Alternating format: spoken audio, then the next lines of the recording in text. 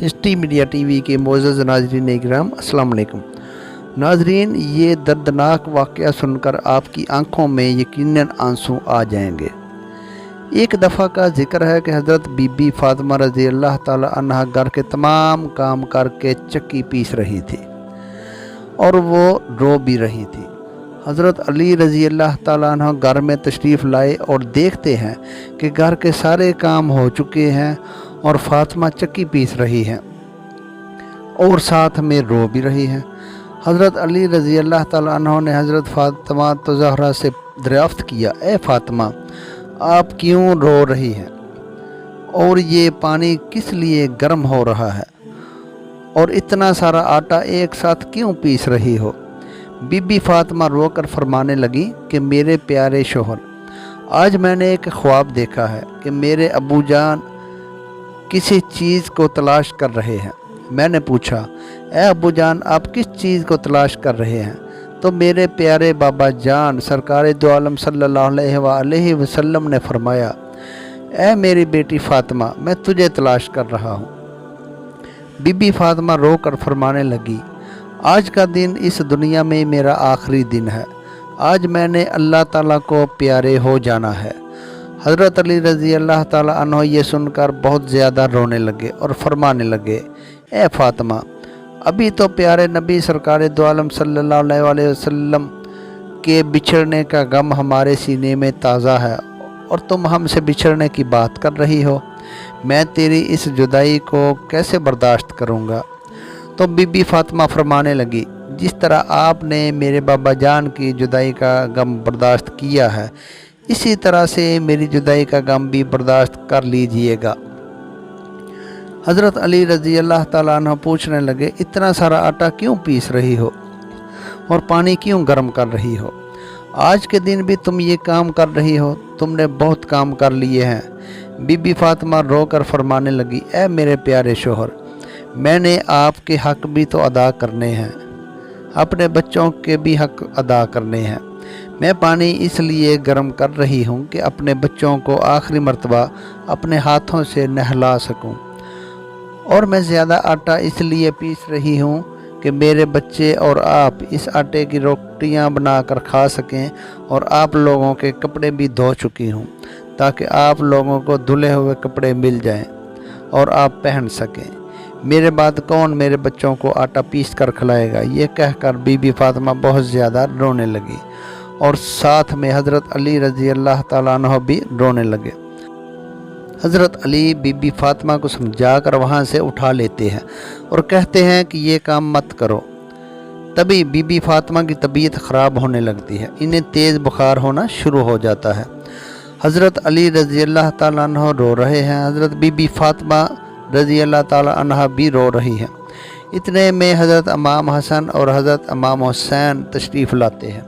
वो दोनों अपनी माँ और बाप को रोते हुए देखते हैं तो अपनी माँ के सीने से लग जाते हैं। ज़रा सोचिए, वो कैसा आलम होगा, वो कैसा मंज़र होगा जिस माँ को पता चल जाए कि आज मैंने इस दुनिया से रुखसत हो जाना है और मेरे बच्चों का क्या बनेगा, मेरे बच्चों को कौन खाना खिलाएगा, मेरे बच्चों को कौन सुलाएगा।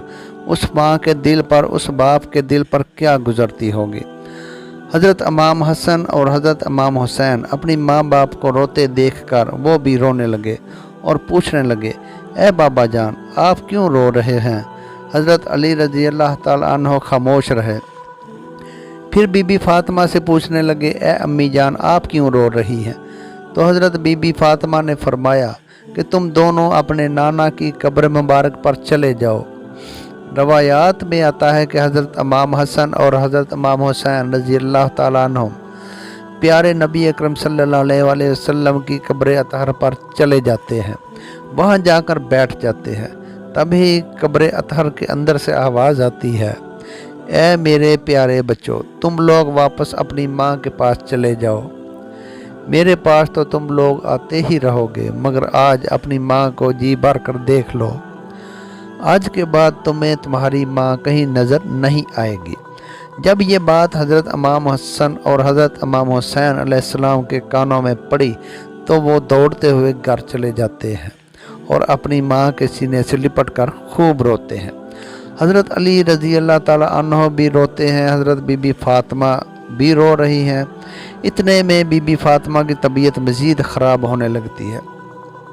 वो हज़रत अली रज़ी अल्लाह ताला अन्हो को अपने पास बिठाकर उनसे 3 बातें कहती हैं। पहली बात ये कहती हैं कि मैंने आपके साथ कोई भी कोताही की हो, आपकी खिदमत में कोताही की हो, आपकी नाफरमानी की हो, आपका कोई हुक्म ना माना हो तो मुझे माफ़ कर दीजिएगा। हज़रत अली रज़ी अल्लाह ताला अन्हु रोकर फरमाते हैं, ए फ़ातिमा, तू नबी की बेटी है, तूने अपना हक़ हर तरह से अदा किया है। मैं तुझ पर हमेशा खुश हूँ, मुझे तुझसे कोई गिला नहीं है।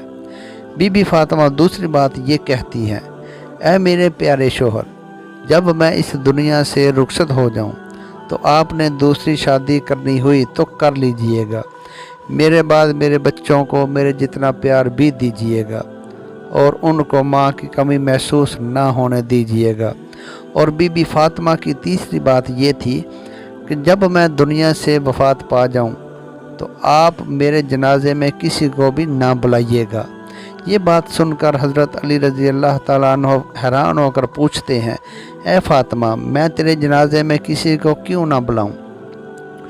तो बीबी फ़ातिमा ने फरमाया कि मैंने आज तक अपने आप को पर्दे में रखा, मुझ पर किसी गैर मर्द की नज़रें नहीं पड़ी। मैं चाहती हूँ कि मेरे मरने के बाद भी मुझ पर किसी गैर मर्द की नज़र ना पड़े। जब शाम हो जाए और अंधेरा हो जाए आप मुझे तब दफन कीजिएगा। ये बात सुनकर हज़रत अली रज़ी अल्लाह ताला अन्हु मज़ीद गमज़दा हो गए। बीबी फ़ातिमा, हज़रत अली, हज़रत इमाम हसन और हज़रत इमाम हुसैन रो रहे थे। ज़रा तसव्वुर करें वो कैसा मंज़र होगा जब माँ रुखसत हो रही हो हमेशा हमेशा के लिए इस दुनिया से और उसके बच्चे उसके पास बैठकर रो रहे हैं। ये बात कहकर बीबी फ़ातिमा एक बात और कहती हैं कि मैंने आज रोज़ा रखा है। मेरे अबू जान ने मेरे ख्वाब में आकर मुझे ये कहा है कि ए फ़ातिमा, तू सहरी कर अली के दस्तरखान पे और अफ्तारी करना मेरे साथ, अपने प्यारे बाबा जान के साथ। ये बातें कहकर हज़रत बीबी फ़ातिमा रज़ी अल्लाह ताला अन्हो अल्लाह को प्यारी हो जाती हैं। बीबी फ़ातिमा को कफन पहनाया जाता है, उनका जनाज़ा उठाया जाता है।